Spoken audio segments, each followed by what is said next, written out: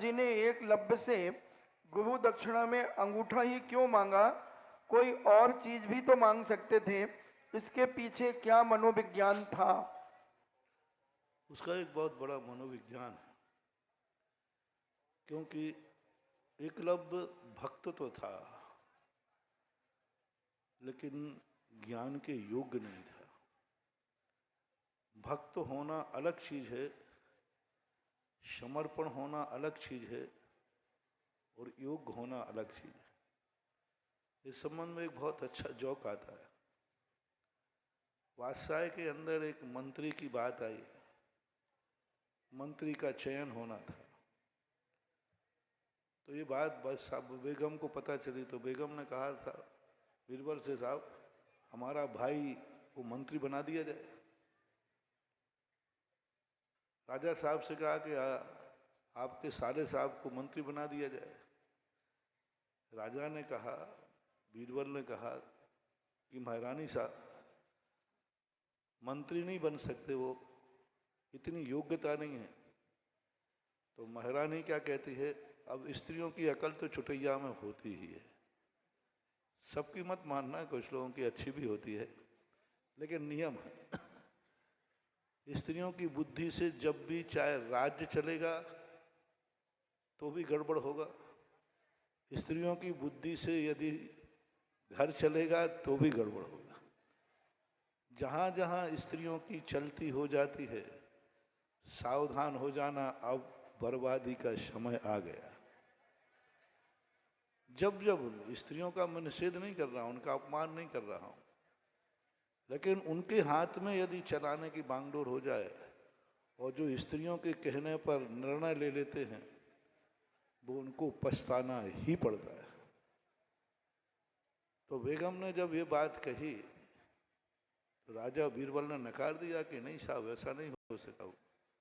तो बेगम कहती है, जब मैं बेगम बन सकती हूं तो मेरा भाई मंत्री क्यों नहीं बन सकता? अब बोलो भाई, जब वो बेगम बन सकती है तो मंत्री क्यों नहीं बन सकती? अब कौन समझाए इसको कि बेगम बनने के लिए अकल नहीं चाहिए, शकल चाहिए, और मंत्री बनने के लिए शकल नहीं चाहिए, अकल चाहिए।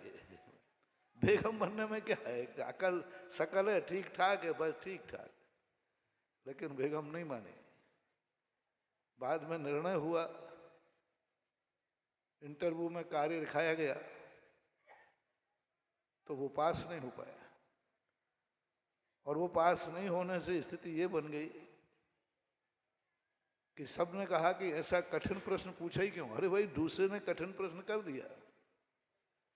तो ऐसी स्थिति बन जाती है कई बार कि जिनके लिए निर्णय लेने की क्षमता हो, कार्य करना अलग चीज है, योग्य होना अलग चीज है। एकलव्य समर्पित था, इसमें कोई संदेह नहीं था, लेकिन वो धनुष विद्या के योग्य नहीं था, शब्द विद्या के योग्य नहीं था। भक्त था, अर्जुन से भी ज्यादा भक्त था। उसका सबसे बड़ा प्रमाण मिला कि एकलव्य द्रोणाचार्य वहीं तो घबरा गए कि शब्द विद्या, शब्द भेदी बाण, ये ब्रह्म विद्या कहलाती है, जो अंत में प्रयोग की जाती है। जब राष्ट्र और स्वयं के राजा की जिंदगी, स्वयं का जीवन जब बचाने का कोई उपाय नहीं बचता है, उस समय इस विद्या का प्रयोग किया जाता है। और एकलव्य चूंकि इस प्रकार की नीति को जानता नहीं था, उसने एक कुत्ते पर प्रयोग कर दिया। उसको कुत्ता परेशान कर रहा था बार बार, वो बैठा था, तो उसने कुत्ते की आवाज को लेकर के उसका मुंह भर दिया बाणों से। जब द्रोणाचार्य के सामने बात आई, बोले इतनी बड़ी ब्रह्म विद्या को इसने कुत्ते पर प्रयोग कर दिया। इसका अर्थ है कि यह विद्या यदि इसके पास रही तो नियम से किसी का भी नाश कर सकता है और विद्या का अपमान कर सकता है। इसलिए यह विद्या उसके पास न रह जाए, इसलिए उन्होंने दाहिने हाथ का अंगूठा मांगा, जिससे वो तीर न चला पाए। अंदर की रहस्य की बात यह है। समर्पण की जब बात आती है तो एकलव्य नंबर 1 है, अर्जुन से भी आगे है समर्पण की बात जब आती है।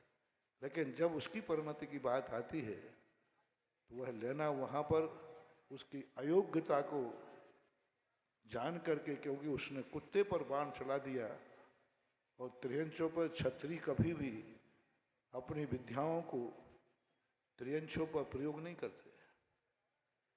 और वो निरीह प्राणी था, वो क्या करे, वो तो सामान भौंकना उसका काम था, वो लक्ष्य लगा के थोड़ी भौंक रहा था। तो इस प्रकार का इसका एक मनोविज्ञान यह था। श्रीमती महादेवी